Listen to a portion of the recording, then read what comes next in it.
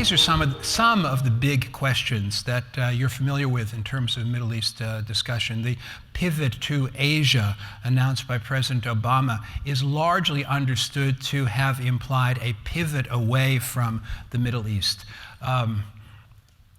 The exit from Afghanistan would be the most dramatic set of images about pivoting away from a region. I'm counting Afghanistan now as somehow in the larger Middle East, which is a bit of a fudge. The second issue second conceptual conflict that emerges repeatedly with regard to the Middle East has to do with questions of security and great power competition. Security has come to mean primarily facing terrorism. And in the United States, since 9/11, there's been a particular focus on Sunni terrorism, from Al-Qaeda to Daesh and a set of other groups, and that they have no doubt represented a significant threat. There's a debate as to the extent of their threat today, but it has also meant a tendency to diminish attention toward other threats in the region, other security threats in the region that were named explicitly in the National Security Strategy of 2017, for which General McMaster, whom I believe you have heard, played a central role, and that identified great power competition. Competition between the United States and near peers, Russia and China, as a significant security threat. So all of a sudden we have a competition. Should we be paying attention to hunting down terrorists, or should we be concerned with the intrusion of Russian and, in a somewhat different way, Chinese influence into the region? Pivot to Asia, understood as pivot away from the Middle East, could be understood as opening the door toward our rivals, which would not be a good outcome. The third bullet point here has to do with the question of what are the elements of international relations and foreign policy in the Middle East that are relevant.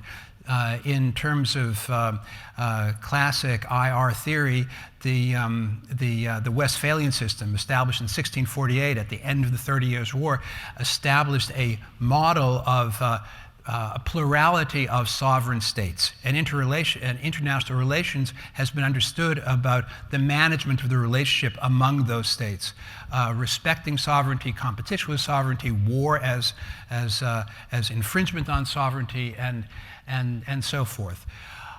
How much does that system of viable states apply in the Middle East? Another way to think about the Middle East is, more or less, the successor region to the Ottoman Empire. And after the First World War, a number of states were effectively invented. This is the problem of the legitimacy, the viability, the credibility of colonial borders. And then finally, in the Middle East, of course, we have a plethora of non-state actors. These are the terrorist groups. More generally, I think it's fair to say that there are forms of loyalty and solidarity that operate across large swaths of the Middle East and maybe elsewhere in the world that don't really map onto Western understandings of national citizenship. Just a short anecdote. I was in Beirut in the summer, as I mentioned, and I was in a car with a driver. I was clearly American. I was struggling with my Arabic. It was clear that there was a difference in nationality. And I said, "Oh, and you're from Beirut?" And the first thing he said was, "I'm Armenian." That is, he was born in Beirut. He has Lebanese citizenship. But what's important is a different set of identity structures of minorities, even clans, even tribes. And this applies in different ways across the region. This complicates the discussion of international relations. So I came to talk about what I called the objectivity of foreign policy. Policy in general represents the volition, the aspiration, the agenda of those who are empowered to lead sovereignty. They want to do something in the world. They want to do something in terms of economic policy, in terms of social policy, in terms of education policy, or in terms of foreign policy. Doing something in the world means engaging in something that's really there, the objective environment. So this applies, I think, in all those dimensions of possible policy. I think it applies particularly, though, in foreign policy, where you really are interacting with other sovereignties, with other powers, with other sets of laws, with other capacities by other states to try to assert their will. There's what I ran across in the Middle East and elsewhere is an illusion that if there's something wrong in the world, the United States can snap its fingers and fix it. I was speaking with a Syrian oppositional figure yesterday, and they said, "What would you like from the United States?" And they said, "End Assad." And the expectation was President Biden just has to call up the phone, ring up Damascus, and Assad would be gone. There's a limit to American foreign policy. There's, of course, also a limit to the ability of the United States to articulate a coherent policy. But in foreign policy, more than I think those other dimensions, one runs into the challenge of competing powers, competing sovereignties, competing objectivities that limit what the United States can do. This, of course, applies to any other country, but above all, perhaps, the United States. The second bullet point is that the United States confronts problems in the real world. They're objectively there. They don't pay attention to our electoral cycle. That is, the problem of XYZ, of Russia in the Middle East, or Belt and Road, or climate change for that matter, goes on no matter who is in the White House. The White House can imagine, can think, can analyze them differently, but these objective issues remain. A problem in the delivery of foreign policy is that other countries do not necessarily follow easily the peripatetic changes that can take place in the articulation of policy visions by the United States. Sometimes things remain the same. Sometimes there are continuities in policy. For all of our discussion, our public discussion about the radical differences between Obama and Trump, there were significant continuities in parts of their policy. And I think I can make the arguments about Trump and Biden as well, even though we're not allowed to talk about that in terms of political debate. Nonetheless, things also change significantly. JCPOA, the Iran deal, right? This is something that was not continuous across administrations, and it's difficult to explain to our overseas audiences, our diplomatic audiences, how this can be and how they can work with the United States if things can change this dramatically. And the third point, in terms of the construction, production, delivery of foreign policy, is who's doing it in the State Department. There are wonderful people who are pursuing careers in the State Department, who work in the State Department, who come up through the Foreign Service Officer track. I'm going to make a pitch at the end of my talk that you consider that as well. But we also have what are called politicals, people that the new administration can bring in and put into positions of sort of mid-level authority. It's not just the cabinet secretaries who are subject to Senate confirmation, but even further down the chain. Is this good or is this bad? Is this just patronage? Some of it is, but it's also a way for a new administration to try to insert its vision into a bureaucracy that is otherwise stagnant. There are multiple ways for people to come into government and go out of government, from the private sector, from the academic sector, from the not-for-profit sector, work within an administration, and then leave, perhaps, when the political winds in the White House change. I think that that's a net plus, but it does complicate the delivery of foreign policy, and it generates inside the State Department sometimes conflicts between the politicals and the careers. A further complication in the production of foreign policy, and I'm sure there are analogous issues in economic, social, educational policy, but it's particularly explicit in foreign policy dimension, is that there are multiple stakeholders within the government in terms of who decides on issues. There's a expectation that interagency meetings take place in which these problems are hammered out. That works less effectively than it's sometimes presented. Of course, the foreign policy should be the foreign policy of the president. This is constitutional. It's President Trump's foreign policy, President Biden's foreign policy, and ideally the Secretary of State, appointed by the president, confirmed by the Senate, would carry out the president's vision. As we can think of in many instances, there can be a gap between the White House and the Department of State, to be sure. From my point of view, thinking back over recent American history, it's not particularly productive if the Secretary of State has further political ambitions. It skews the delivery of foreign policy in terms of the career aspirations of the Secretary. The National Security Council is largely a creature of the White House. This is where the interagency should take place. But then we do have the Department of State, which is the bureaucracy that delivers foreign policy. Problem with the Department of State is that is, as the State Department itself will regularly say, is stovepiped. There is the Lebanon desk, and there is the Egypt desk, and they don't necessarily talk to each other. There's the Lebanon desk and the Israel desk. They don't talk to each other, et cetera, et cetera. This is a problem of bureaucratization that is familiar from other organizations as well. It is there in spades in the State Department, which is why after the Second World War, George Kennan developed the policy planning staff in which I was able to serve, which was designed to address longer-term issues.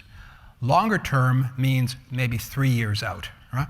As opposed to 24 hours out, which is what the desks are regularly working on.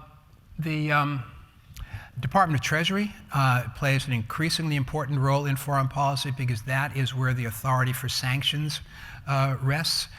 Sanctions have become a central tool in American foreign policy.